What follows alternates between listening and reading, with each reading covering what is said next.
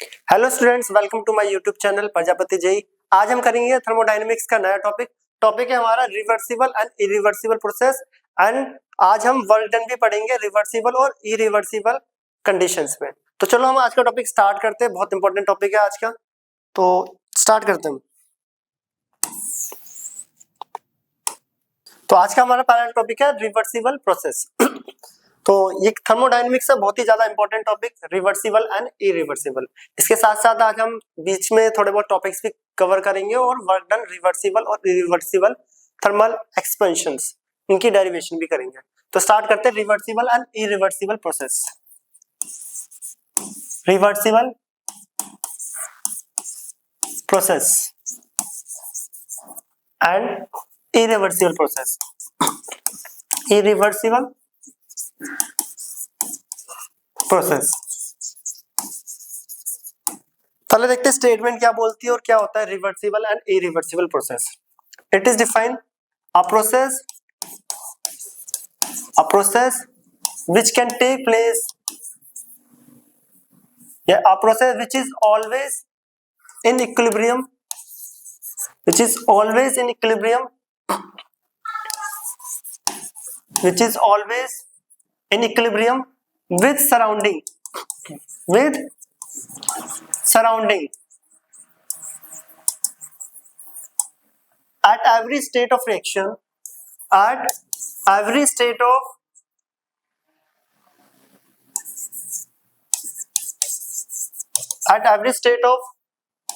reaction.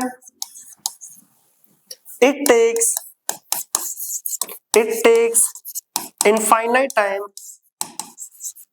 it takes infinite time for completion, infinite time for completion. तो देखो लिखा है a process which is always in equilibrium with surrounding at every state of friction। यहाँ पे important line देखो, ऐसा process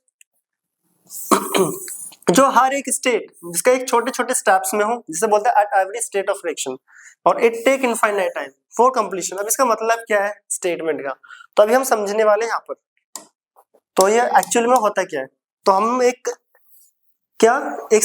container ये हमारे पास है और इसमें लगा हुआ है एक पिस्टन। तो क्या लगा हुआ है इसमें? एक पिस्टन। क्या है ये? एक पिस्टन लगा हुआ है। तो ये बना देता हम एक पिस्टन, ये रहा पिस्टन। तो ये क्या है? एक फ्रिक्शनलेस पिस्टन, फ्रिक्शनलेस पिस्टन, ठीक है, फ्रिक्शनलेस पिस्टन। अब देखो हम समझते कि रिवर्सिबल प्रोसेस होता है क्या है। ये हमारे पास एक कंटेनर है, इसके अंदर गैसेस फिल है, ये है गैसेस,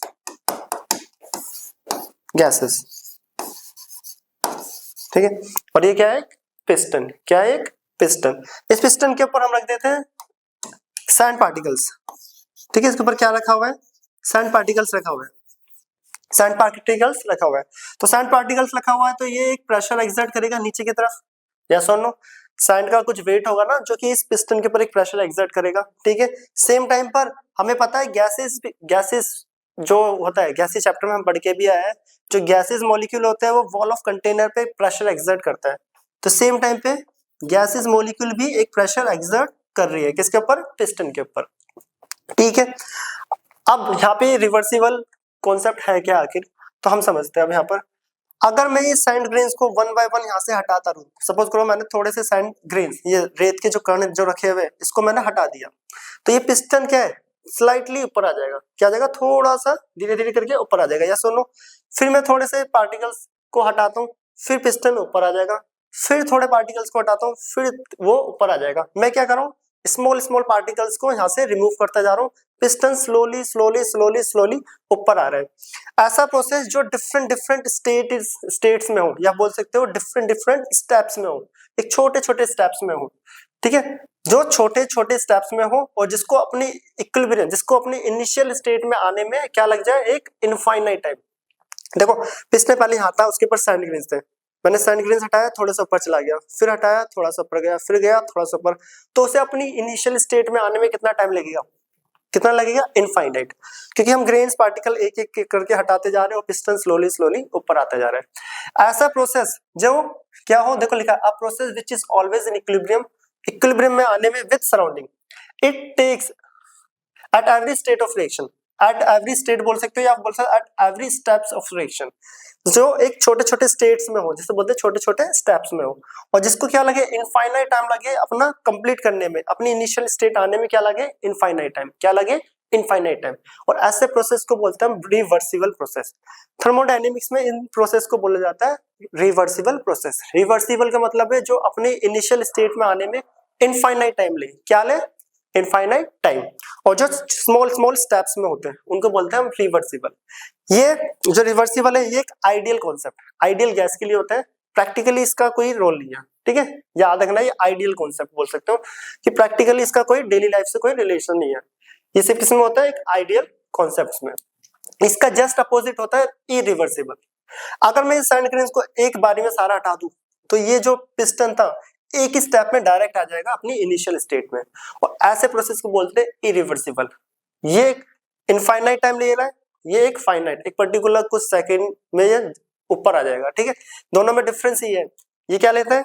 इनफाइनाइट टाइम, वो फाइनाइट टाइम्स। ये क्या होता है?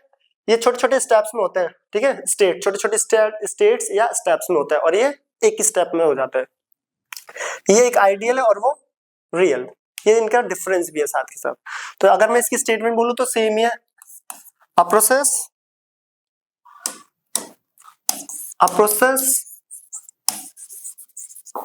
which is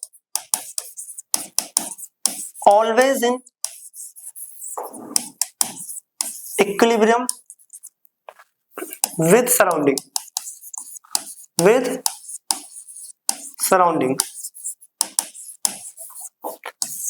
at a reaction, it takes finite time for completion। Complete होने में कितना टाइम लगेगा? एक पर्टिकुलर एक फाइनाइट टाइम, और ये इनफाइनाइट टाइम। तो देखो दोनों में मेन डिफरेंस क्या है? Finite time.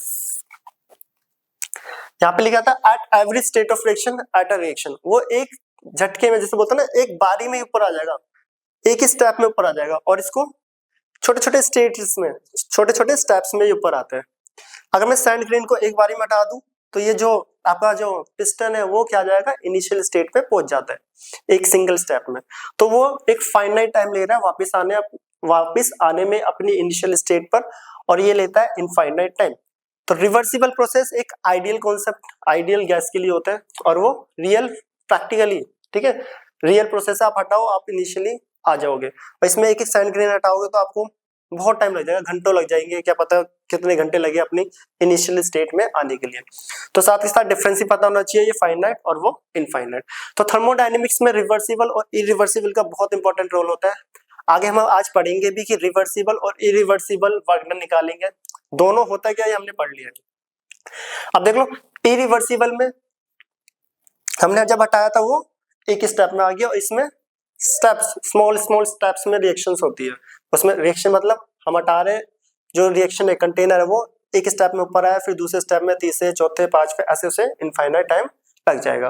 तो ये स्टेटमेंट नोट करें, ये होता है रिवर्सिबल और वो होता है इरिवर्सिबल। इसको अब वर्क डन के थ्रू आगे हम समझने वाले, ये जब डेफिनेशन है ताकि बताया गया है इसका मतलब क्या होता है, क्योंकि ये आगे बहुत बार आने वाला है। तो चलो स्टार्ट करते हैं। वर्क डन से पहले कुछ छोटे मोटे रिलेशन से, डेरिवेशन से वो करेंगे, फिर आएंगे work done under reversible isothermal expansion. ठीक है, तो अगला टॉपिक इसे नोट करें। अब हम आते हैं अगले टॉपिक पर। याद रखना दोनों में डिफरेंस, इनफाइनाइट टाइम, फाइनाइट, ये स्टेप्स में होता है, स्मॉल स्टेप्स में, वो सिंगल स्टेप्स में, एक ही रिएक्शन में, आ रिएक्शन। ठीक है, और दोनों यहाँ पे समझ लिए। नेक्स्ट आ रहा है एंथैल्पी।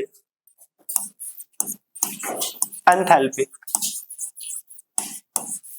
जिसको बोलते हैं एच, क्या बोलते हैं? एच। बट हम एंथैल्पी वगैरह पढ़ के आ चुके हैं, इंटरनल एनर्जी पढ़ा था हमने। इंटरनल एनर्जी होता है क्या है? सभी एनर्जी का सम। बट यहाँ पे एंथैल्पी का एक छोटा सा रिलेशन आएगा हीट के साथ, वो इसलिए पढ़ रहे हैं क्योंकि वो अगली डेरिवेशन में यूज होगा। तो enthalpy, it is defined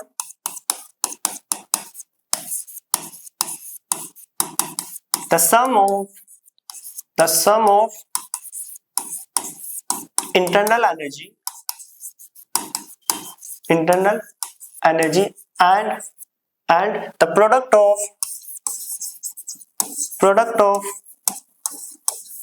pressure and volume। तो एंथैल्पी होता है क्या, sum of internal energy and the product of pressure and volume. Enthalpy जिसे एनर्जी बोलते हैं, ठीक है बेसिकली। तो एंथैल्पी बोल क्या रहा है, sum of internal energy and the product of pressure and volume. Sum of internal energy and the product of pressure in volume. Change in enthalpy क्या हो जाएगा, तो बताओ यहाँ पे चेंज इन एंथैल्पी। तो यहाँ पे चेंज इन एंथैल्पी होगा delta H is equal to delta U, delta H is equal to delta U plus pressure constant volume change, एक बार वॉल्यूम कांस्टेंट प्रेशर चेंज। तो दोनों को सेम रेट से चेंज करेंगे, मान लो प्रेशर 5 था वॉल्यूम भी 5 था, दोनों को सेम रेट से चेंज करेंगे तो दोनों का जो डिफरेंस है वो सेम ही आ रहा है, ठीक है। तो क्या करना पड़ता है, एक को कांस्टेंट और एक को चेंज, फिर इसको कांस्टेंट और इसको चेंज। तो हमने एक बार प्रेशर को कांस्टेंट रखा, वॉल्यूम चेंज करा, एक बार वॉल्यूम को कांस्टेंट रखा, प्रेशर को चेंज। दोनों को ही सेम रेट से चेंज करते हैं तो दोनों में कोई डिफरेंस ही नहीं आएगा, ठीक है। तो ये था, ठीक है। और हमें पता है according to first law of thermodynamics, first law delta U is equal to P, delta U is equal to Q plus W, yes और नो, क्यू प्लस डब्ल्यू, जिसको हम बेसिकली लिख सकते हैं यहाँ पर पी डेल्टा बी। ये हम पढ़ के भी आए लास्ट लेक्चर में, डब्ल्यू पी डेल्टा बी। अगर work done by the system हो, बाय द सिस्टम, तो नेगेटिव हो जाता है delta U equal to Q minus P delta V. तो delta U equal to Q minus P delta V, ये हमने first law में पढ़कर भी आया है, इससे प्रीवियस जो लेक्चर है उसमें, तो वहां पे जाके भी देख सकते हैं। फर्स्ट लॉ की हमने डेरिवेशन भी पढ़ी थी, मैथमेटिकल एक्सप्रेशन। तो delta U equal to Q minus P delta V, तो put value of delta U in this equation, तो delta H is equal to, तो देखो डेल्टा यू की जगह पे हम क्या लिख सकते हैं, Q minus P delta we, Q minus P delta we plus P delta we plus V delta P, सुनो। अब देख लो ये नेगेटिव और ये कैंसिल आउट हो गया, और delta H is equal to क्या हो गया, Q plus V delta P, Q plus P delta V. क्या चेंज हो रहा है यहाँ पे, डेल्टा पी मतलब प्रेशर, अगर इसे मैं कांस्टेंट रख दूं एट आइसोबारिक कंडीशन, और आइसोबारिक कंडीशन होता है क्या है, pressure remains constant, pressure remains constant, yes और नो। तो हम पढ़ के भी आए थे आइसोबारिक कंडीशन पे pressure remains constant, that is जो प्रेशर है डेल्टा पी वो क्या हो जाएगा, जीरो। और डेल्टा पी जैसे ही जीरो हुआ तो हम यहाँ पे लिखते हैं इसकी इक्वेशन, ठीक है। तो डेल्टा पी क्या हो गया, जीरो, और डेल्टा पी जैसे जीरो हुआ तो डेल्टा एच किसके इक्वल हो गया, delta H is equal to Q, और ये छोटा सा पी, पी मतलब प्रेशर क्या था, कांस्टेंट। देखो डेल्टा पी जैसे जीरो हुआ तो डेल्टा एच किसके इक्वल हो गया, क्यू, और पी का मतलब क्या है, प्रेशर यहाँ पे कांस्टेंट था। तो delta H is equal to होता है क्यू एट कांस्टेंट प्रेशर। ये इसलिए करा, ये अभी आगे जो अगला टॉपिक है ये उसमें ये रिलेशन यूज होने वाला है, इसलिए हमने यहाँ पे छोटा सा एक टॉपिक कवर करा है, क्योंकि आगे हम रिलेशन निकालेंगे हीट का, कांस्टेंट टेम्परेचर, प्रेशर, वॉल्यूम, जो भी हमारे सिलेबस में वो करेंगे हम। तो नेक्स्ट टॉपिक आता है इसके बाद हमारा, नेक्स्ट लाइन लेते हैं, इसे नोट करें, next slide, next topic, next एक और रिलेशन आ रहा है, relation between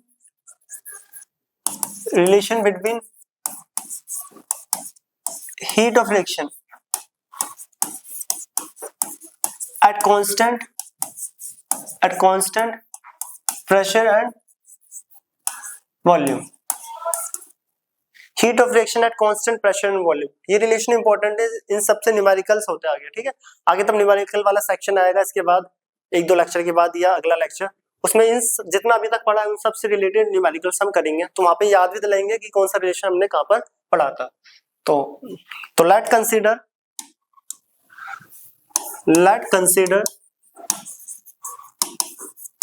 a reaction involving gases, a reaction involving gases.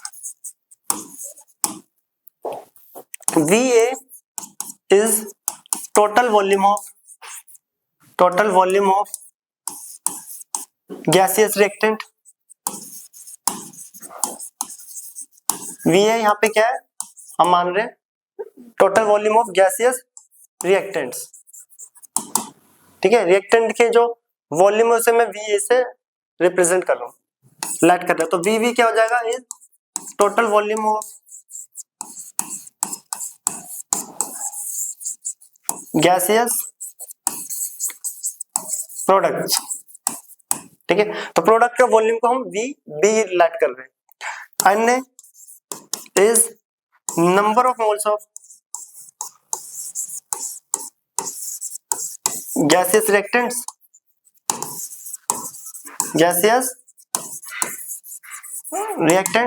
and number of NB क्या हो जाएगा, नंबर ऑफ, हम लेट कर रहे हैं मोल्स ऑफ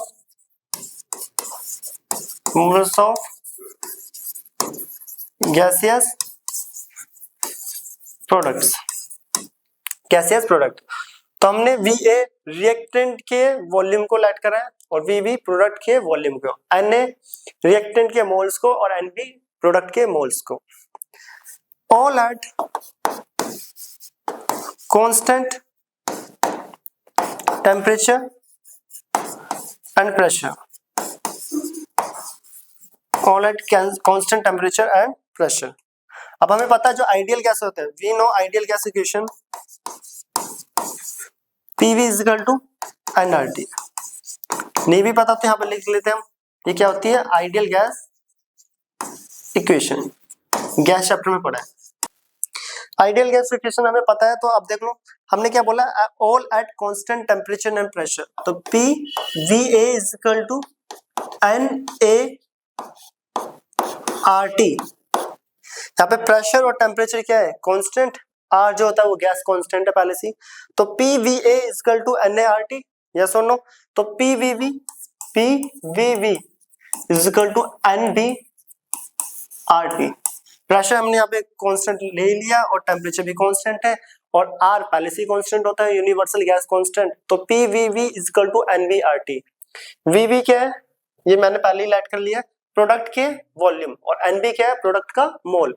तो ये इक्वेशन फर्स्ट ले लेते हैं हम इसको, और ये इक्वेशन सेकंड। इक्वेशन जो को सेकंड को फर्स्ट से माइनस कर रहे हैं, सेकंड माइनस बाय फर्स्ट, ठीक है। तो सेकंड को माइनस कर रहे हैं फर्स्ट से, तो प्रोडक्ट को मतलब राइट वाले को राइट से माइनस करते हो, लेफ्ट वाले को लेफ्ट से। तो राइट वाला देखो, PVV माइनस PVA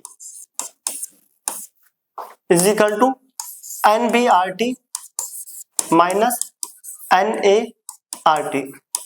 तो यहां से क्या कॉमन आ गया, यहां से कॉमन आ रहा है, देखो ये आ गया डेल्टा, क्या कॉमन आ रहा है इन दोनों में। तो यहाँ पे देखो कॉमन आ गया PVV माइनस VA, यस और नो। और वहां से क्या कॉमन आया, RT, NB minus NA, yes और नो। तो VV minus VA final minus initial, तो ये हो गया delta V, P delta V, final minus initial change हो रहे हैं ना, डेल्टा V। और यहाँ पे आ गया RT डेल्टा N, इसको सिंपली लिखते हैं P delta V is equal to delta N RT, yes और नो। इसको लेते इक्वेशन A, क्या ले लेते हैं, इक्वेशन A। कुछ बुकों में देखो यहाँ पे डेल्टा N को NG भी लिखा होता है, लिख लेते हैं। G का मतलब गैसेस, G का मतलब होता है गैसेस। अभी डेरिवेशन आगे चल रही है, तो equation A P delta V is equal to किसके बराबर है, डेल्टा NG RT, याद रखना डेल्टा NG RT। अभी आगे करते हैं, नेक्स्ट स्लाइड में इसे नोट करें। अब हमें पता है we know internal energy, enthalpy होता है sum of internal energy and the product of pressure and volume. Yes और no, product of pressure and volume from equation A, जो हमने पीछे ए लेट करा है, पी डेल्टा वी की जगह पे हम क्या लिख सकते हैं, पी डेल्टा वी की जगह पे delta N G R T, क्या लिख सकते हैं, delta N G R T from equation first. तो delta H equal to delta U plus delta N G R T.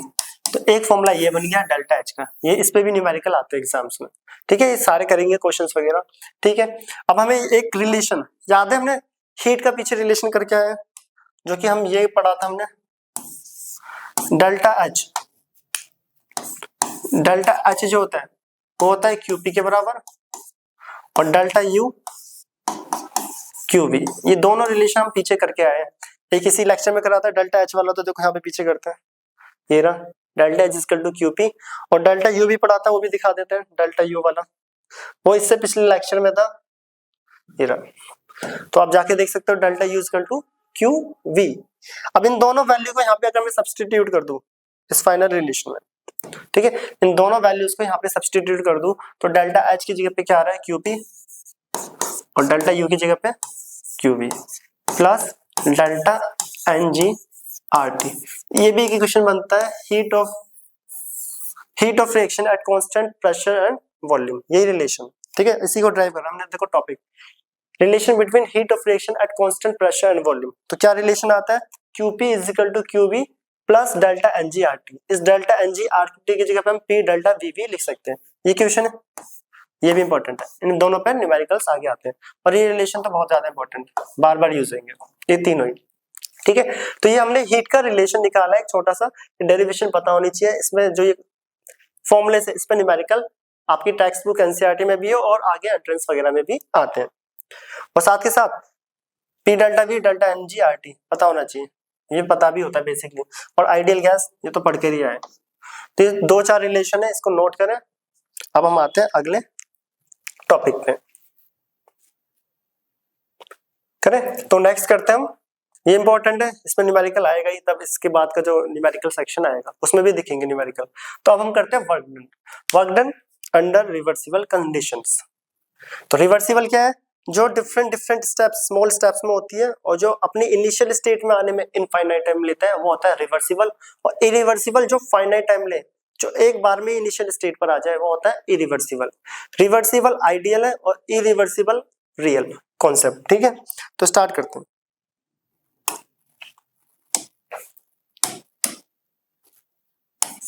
Work done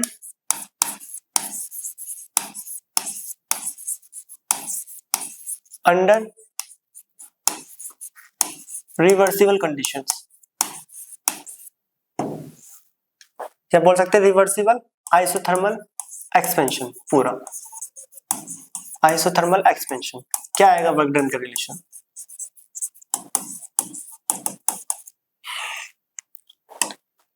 तो अब कंसीडर करते हैं, late consider an ideal gas, consider an ideal gas enclosed in a cylinder,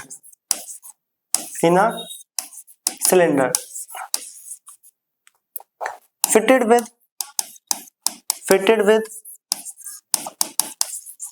a frictionless piston,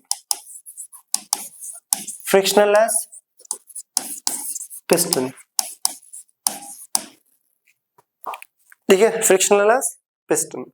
तो एक cylinder ले लेते हैं यहाँ पे, और इसमें एक पिस्टन लगा देते हैं,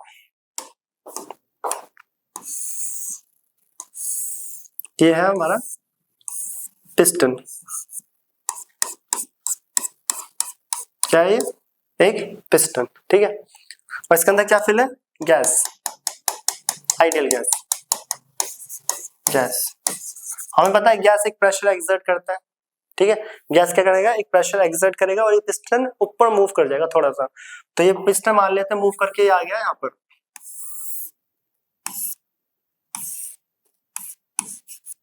पिस्टन मूव करके ऊपर आ गया, ठीक है। इस गैस ने क्या लगाया, एक प्रेशर एक्सर्ट करा ऊपर की तरफ, एक्सपेंशन, क्या है, एक्सपेंशन, ठीक है। आइसोथर्मल कंडीशन पे कर रहे हैं, जहाँ पे टेम्परेचर क्या होता है, कांस्टेंट, ठीक है, एक्सपेंशन हो रहा है और कितना चेंज हो रहा है इसका, डिस्प्लेसमेंट कितना कर रहे हैं, स्मॉल dl बोल लो या dx, ठीक है, ये dl। तो हमने ये कंसीडर करा, consider an ideal gas enclose in a cylinder fitted with the frictionless piston. इस गैस ने इस पिस्टन के ऊपर एक प्रेशर एक्सर्ट करा और पिस्टन स्लाइटली मूव करके ऊपर चला गया। तो यहाँ पे कुछ वर्क डन हो रहा है क्योंकि फोर्स अप्लाइड हो रही है और डिस्प्लेसमेंट भी हो रहा है। अब ds cos थीटा हम पढ़ के भी आए, force into displacement is known as work done, ठीक है। तो small amount of work done यहाँ पे लिखते हैं, therefore small amount of work done, small amount of work done against, इसको लिख लेते हैं dw, against external pressure,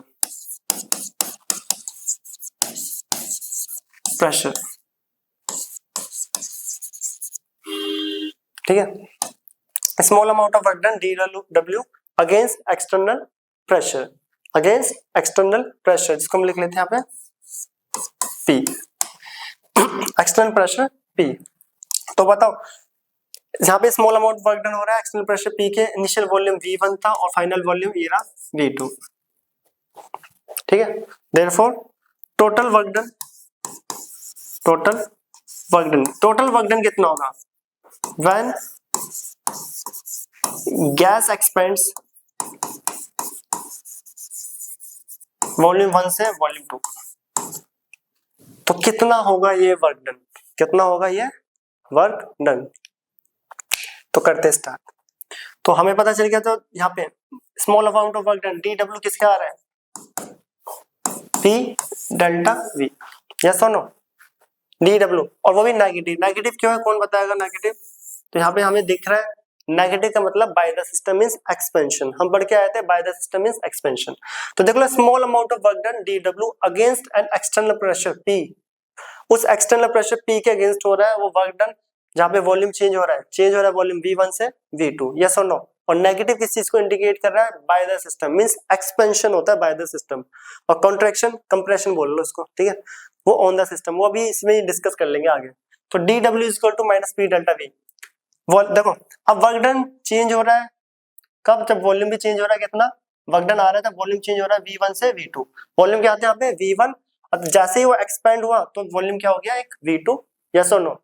तो यहाँ पे वर्क डन dw 0 से w, यस और नो। इनिशियल वर्क डन क्या था, तो पिस्टन वहां पे रखा हुआ था, वर्क डन 0 से कितना गया, कुछ वर्क डन हुआ होगा जिसको मैं मान लेता हूँ w, यस और no, is equal to minus initial volume क्या था, तब 0 था, वॉल्यूम था V1 और फाइनल हो गया होगा V2, वो हमें नहीं पता कितना V2, जो कि किसके बराबर है P डेल्टा V, और हमें पता है work done is equal to P delta V, बहुत बार पढ़ा है। तो याद रखना ऐसे लिमिट आती है, देखो इनिशियल पिस्टन जो था वो यहाँ पर था, वो रुका हुआ है ऐसे, तो वर्क कर रहा है उसने नहीं, क्यों इनिशियल कोई डिस्प्लेसमेंट नहीं थी। मान लेते गैस ने प्रेशर एक्सर्ट कर रहा और पिस्टन ऊपर चला गया, इनिशियल वर्क कितना था 0 से w, तो लिमिट आ गई 0 से w। वॉल्यूम इनिशियल वॉल्यूम कितना था V1, अब वो एक्सपैंड करके कितना जा रहा है V2, तो V1 माइनस V2, और हमें पता है जो ideal gas equation PV equal to nRT होता है, अब ये भी पढ़ा है आइडियल गैस इक्वेशन। तो बताओ P is equal to nRT upon V, nRT upon V।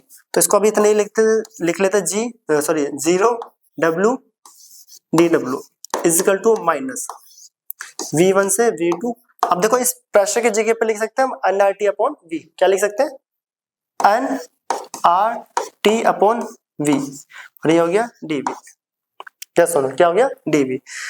अब देखो इसमें से nRT कॉमन आ रहा है 1 अपॉन V dV बचा यहाँ पे, तो कॉमन लेते हैं नेक्स्ट स्लाइड पे, इस पे नोट करें। अब आते हैं नेक्स्ट स्लाइड पे, एक साथ इंटीग्रेशन करेंगे। तो ये हुआ dw 0 से w minus nRT V1 V2, yes और नो, V1 V2। तो nRT बाहर आ गया तो क्या बचा अंदर dV अपॉन V। अब करेंगे इंटीग्रेशन dw के रिस्पेक्ट में, देखो w के रिस्पेक्ट में इंटीग्रेशन हो रहा है, तो इसका इंटीग्रेशन क्या होगा w ही होता है, dx का इंटीग्रेशन x होता है तो dw का w, लिमिट 0 ये रही और ये रही w, minus N R T 1/v का इंटीग्रेशन जो कि होता है ln v,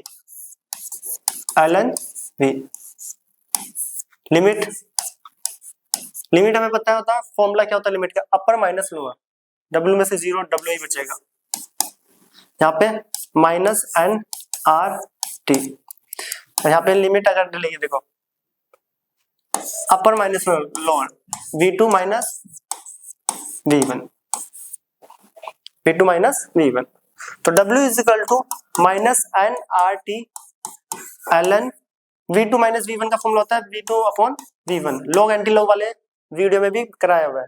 ln को लॉग में कन्वर्ट करते हैं तो होता है 2.303 लॉग, ठीक है। ln x ले लेते ना कोई भी, जैसे ln सॉरी ln x है, इसे log x में कन्वर्ट करना है तो 2.303 log x, ये पीछे भी कराया हुआ चैप्टर में कई बार, तो नहीं भी करा तो यहाँ पे देख लेना ln x बराबर होता है 2.303 log x। तो बताओ ln को log में कन्वर्ट करेंगे तो कितना आ जाएगा 2.303 n RT log v2 upon v1। तो ये है हमारा वर्क डन का रिलेशन, वर्क डन का फाइनल रिलेशन, वो भी किस में, रिवर्सिबल आइसोथर्मल एक्सपेंशन, जो कि रिलेशन आ रहा है minus 2.303 nRT log v2 upon v1, log v2 upon v1। ये भी बहुत इंपॉर्टेंट है, इसमें न्यूमेरिकल्स आते ही है सभी एंट्रेंस एग्जाम्स में, डेरिवेशन भी पता होना चाहिए। तो दोबारा देख लो, ये हमने इसको ड्राइव करा है, इनिशियल एक आइडियल गैस थी जिसने एक पिस्टन पे प्रेशर एक्सर्ट करा जिसका वॉल्यूम इनिशियल v1 और final v2, initial work done हुआ ही नहीं, रुका हुआ था, वर्क डन जब हुआ है तब उसके ऊपर प्रेशर एक्सर्ट हुआ, इसलिए limit initial 0 and final w। Then हमने इसे सॉल्व करा तो हमारे पास फाइनल रिलेशन आ रहा है minus 2.303 nRT log v2 upon v1। अब इसी को कई बार प्रेशर के टर्म्स में भी लिखना हो तो देख लो, प्रेशर के टर्म में अब हमें पता है we know Boyle's law, Boyle's law हमने पढ़ा है, at constant temperature the pressure of fix amount of gas is inversely proportional to volume, या बोल सकते हैं volume of fix amount of gas is inversely proportional to pressure, P inversely proportional to volume, तो PV is equal to constant K, ठीक है, proportional का sign हटेगा constant, ये पढ़ के भी आया बॉयल्स लॉ की वीडियो में जाके देख सकते हो। तो P1 V1 is equal to हो जाएगा P2 V2, दो डिफरेंट गैसेस के लिए हमने वहां पे ड्राइव भी करा है, तो P1 V1 is equal to K, P2 V2 is equal to K, दोनों इक्वेशन से क्या आएगा P1 V1 is equal to P2 V2। तो बताओ सॉरी P1 V1 ये V1 है, ठीक है, इसको रब करके लिखते हैं क्या है V1 V1। तो अब हमें देखो V2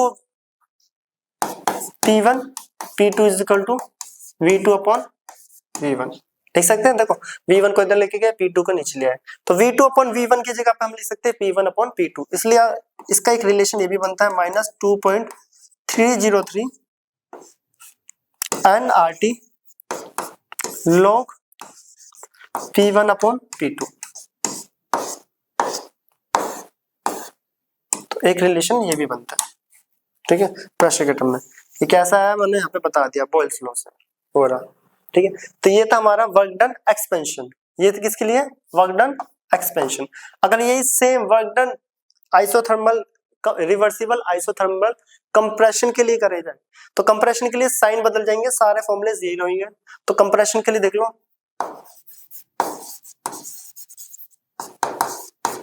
तो W इज इक्वल टू, बस साइन चेंज हो जाएगा क्योंकि देखो कंप्रेशन जैसे कॉन्ट्रैक्शन भी बोलते हैं हम, उसमें पॉजिटिव होता है और एक्सपेंशन में negative. 2.303 nRT log V2 upon V1, V2 upon V1, and second W is equal to 2.303 nRT log P1 upon P2, ठीक है। तो ये दो फॉर्मूले आ गए यहाँ पर, प्रेशर के टर्म में लिखना हो वॉल्यूम के टर्म में लिखना हो, एक्सपेंशन के टर्म्स में एंड कंप्रेशन के टर्म्स में। तो ये था work done, reversible, isothermal expansion. अगला हमने देख लिया work done, reversible, isothermal compression. तो ये था वर्क का फॉर्मूला, बहुत इंपॉर्टेंट, बहुत से एग्जाम्स में क्वेश्चन आते हैं इससे। तो इसकी डेरिवेशन थी छोटी सी, ये बॉयल्स लॉ है। अगर इसको पढ़ना है तो गैसेस वाली लेक्चर जाके देख सकते हो, प्लेलिस्ट में गैसेस चैप्टर है, उसमें पूरा ड्राइव है, बॉयल्स लॉ, चार्ल्स लॉ सारे। तो अब आता है नेक्स्ट, ये तो हो गया हमारे पास, देखो ये क्या था हमारा रिवर्सिबल, रिवर्सिबल। अब आएगा इरिवर्सिबल, क्या आएगा, इरिवर्सिबल आइसोथर्मल एक्सपेंशन। तो अब हम स्टार्ट करते हैं, तो इसे नोट करें, पूरा स्क्रीनशॉट ले लो या नोट कर लो, इसको भी इंपॉर्टेंट है, डेरिवेशन आनी चाहिए। अगर आप एनसीईआरटी या सीबीएसई बोर्ड में तो उसमें तो डेरिवेशन पूछी जाती है, और एंट्रेंस में तो तब भी पता होना चाहिए सारा रिलेशन। तो नेक्स्ट आते हैं work done under irreversible, irreversible isothermal expansion, isothermal expansion, isothermal expansion. तो हमने देखो रिवर्सिबल इरिवर्सिबल पढ़ा था, तो वहां पे एक पॉइंट और देख लो, रिवर्सिबल और इरिवर्सिबल पढ़ा था, यहाँ पे साथ साथ ये पॉइंट भी देख लेना। जो रिवर्सिबल है ये कंटेनर है, ठीक है, जिसमें P external not equal to zero, P external not equal to zero. जो रिवर्सिबल होता है उसमें पी एक्सटर्नल जीरो नहीं मिलेगा आपको, क्योंकि वो स्टेप वाइज अपना बैक आ रहा है इनिशियल स्टेट में, तो वहां पे पी एक्सटर्नल जीरो नहीं मिलता। बट अगर मैं बात करूं किसका, इरिवर्सिबल, तो इरिवर्सिबल के केस में इसके अंदर पिस्टन लगा हुआ है, ठीक है, जहां पे पी एक्सटर्नल क्या होता है, जीरो। पी एक्सटर्नल अगर जीरो होगा तो उसका मतलब है क्या है, वैक्यूम है,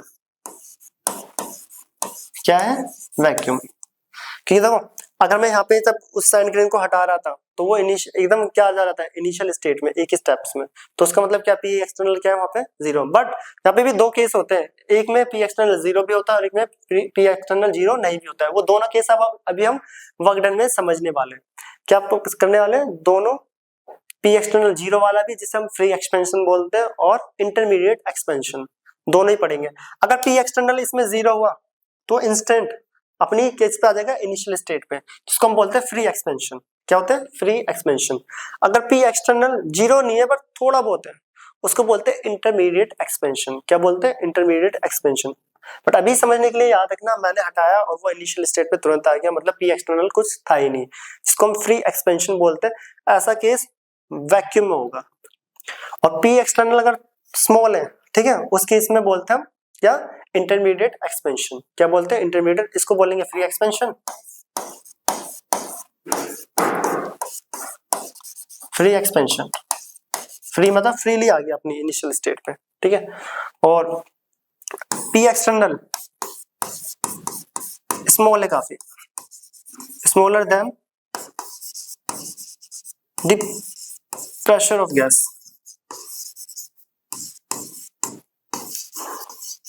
बहुत स्मॉल है प्रेशर ऑफ गैस, जो ये गैस थी अंदर, ठीक है, तो उसको बोलते हैं intermediate,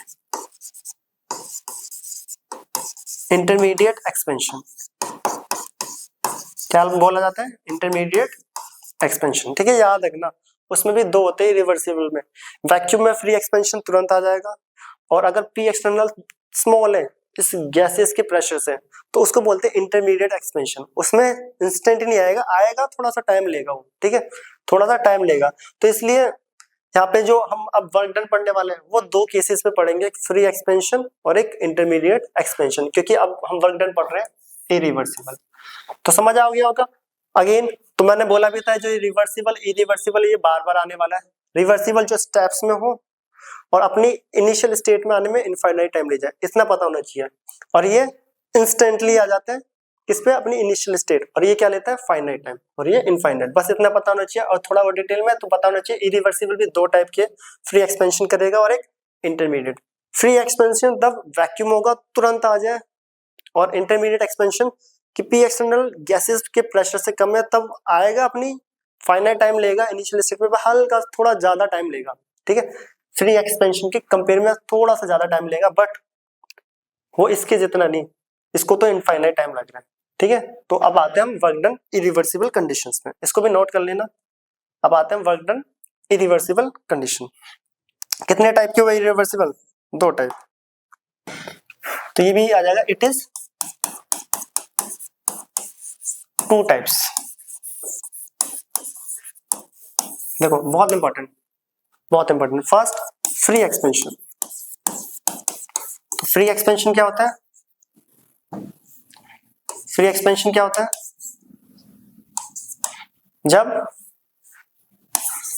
when gas expands in vacuum, ये लिखा था ये पीछे में, जब गैस किस में एक्सपेंड करे? Vacuum. There is no work is done, is done. तो वहां पे वर्क डन क्या हो जाएगा? 0। तो इस केस में पी एक्सटर्नल क्या है? 0। देखो पी एक्सटर्नल क्या है? 0, क्योंकि एक्सटर्नल प्रेशर कुछ है ही नहीं। No work is done, that is, ऐसे करके लिख लो, पी एक्सटर्नल 0। अब पी एक्सटर्नल 0 हो गया तो वर्क का फॉर्मूला पी डेल्टा भी होता है, तो पी ही 0 है तो वर्क डन भी क्या आ गया? 0। क्या आ गया? 0। तो work done under irreversible isothermal, ठीक है, आइसोथर्मल है, आइसोथर्मल एक्सपेंशन में, फ्री एक्सपेंशन के केस में वर्क डन क्या आ रहा है? 0। क्या आ रहा है? 0। अब आता है इंटरमीडिएट एक्सपेंशन। इंटरमीडिएट एक्सपेंशन,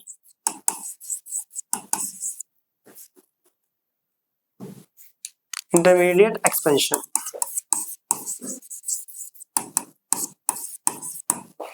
ठीक है। सेकंड आ रहा है इंटरमीडिएट एक्सपेंशन, ठीक है, इंटरमीडिएट एक्सपेंशन ऐसा आएगा इसमें,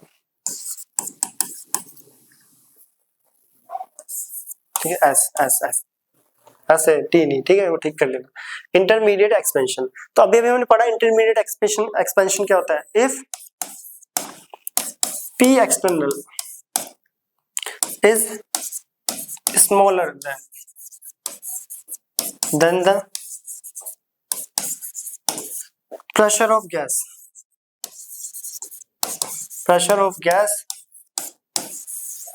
inside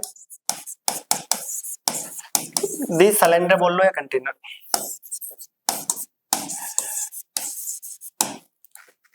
तो इस केस में क्या होता है, मैंने अभी भी बताया था, जो एक्सटर्नल प्रेशर है वो काफी कम होता है, जो अंदर की गैस है उससे तो काफी कम, तो पी एक्सटर्नल कम है, तो वर्क डन का देखो फॉर्मूला होता है P external V2 minus V1, ठीक है, V2 माइनस V1।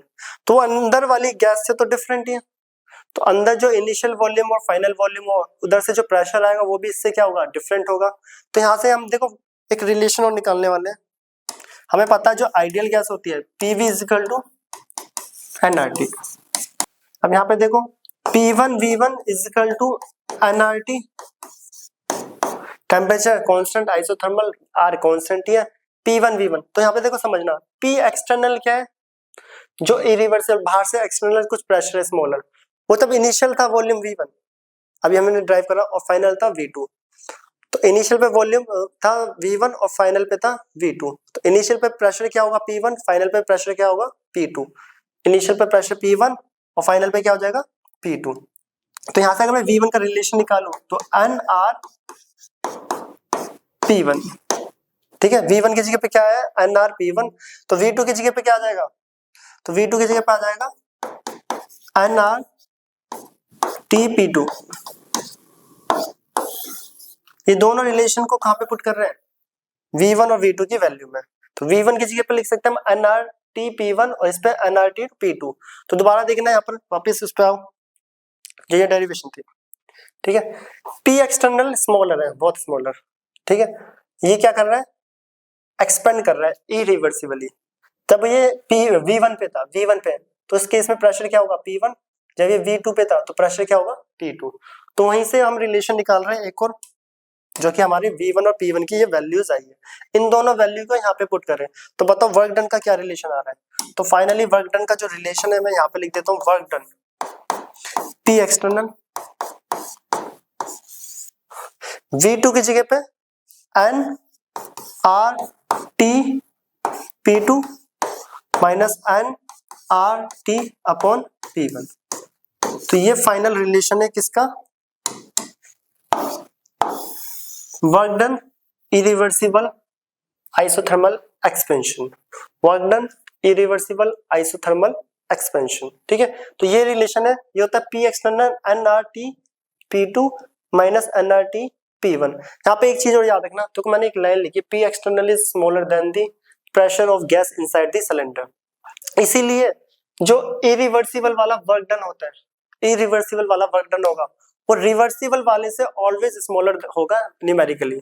सॉल्व करोगे आप हमेशा, जो मान लो सेम कंडीशन पे सबको सारी वैल्यू सेम है तो रिवर्सिबल वाला वर्क डन ज्यादा होगा और इरिवर्सिबल वाला वर्क डन कम, क्योंकि P एक्सटर्नल क्या है यहाँ पर स्मॉलर, P एक्सटर्नल ही स्मॉल है तो ओवरऑल वर्क भी क्या हो जाएगा, स्मॉल आ जाएगा। ठीक है, इसलिए याद रखना ये लाइन भी, जो इरिवर्सिबल का वर्क डन है वो स्मॉलर होता है किससे, रिवर्सिबल वाले से।